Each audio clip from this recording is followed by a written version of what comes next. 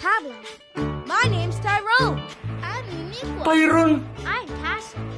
My Ako name's si Tyron! Where? Guys, sabi ni ma'am mag-meeting daw tayo para sa Christmas party. Sabihan mo ang meeting, i-party si ma'am! Ba't biglang nabuhay tong series na to? Excited na akong makatanggap ng regalo na hindi ko ma-appreciate. Pasalamat ka dahil may mga taong hindi nakakatanggap ng regalo. Eh di bigay mo sa kanila. Sana all nabigyan ngayong Pasko.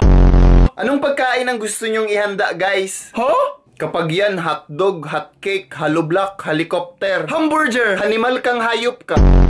Ako na sa soft drinks. Ako na sa sabaw sa kantin. Ako na sa dinuguan.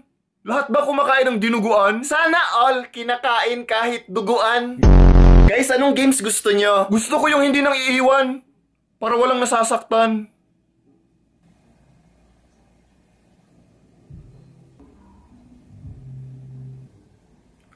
So, okay, wala tayong games? Baka gusto nyong sumayaw para sa class presentation. Sige! Sayaw ka mag-isa! Guys, sabi ni ma'am, simulan na daw natin mag-open forum. Ang unang umiyak, OA! Simulan na natin magplastikan. Mahal ko ang aking classmates. Nagtutulungan kami sa hirap at ginhawa. Mahulog sana kayo sa bangin. Guys, ayusin nyo naman. Wala rin namang mangyayari pagkatapos nito. Kaya nga, wag na tayo mag-pretend. Sana all hindi nag-pretend.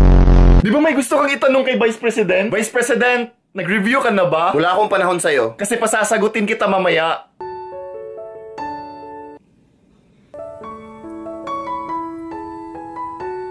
Ikaw, nag-review ka na ba? Bakit? Kailangan mo yun kasi bulok ka.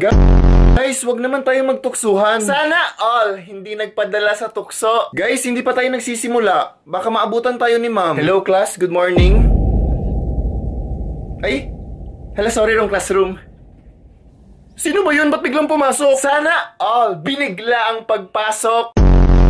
Guys, wala daw si ma'am. So as your class president, ako daw muna yung in charge. Sana all president. Uy, wala daw si ma'am. Guys, wag nga kayong maingay, guys. Akala nyo madali lang maging president?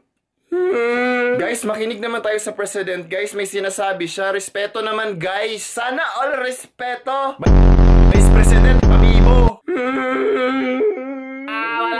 Guys, umiiyak na yung president. Makinig naman kayo. Eh bakit ang Tagalog ng elepante kahit wala siyang pante? Maglilista na ako ng noisy.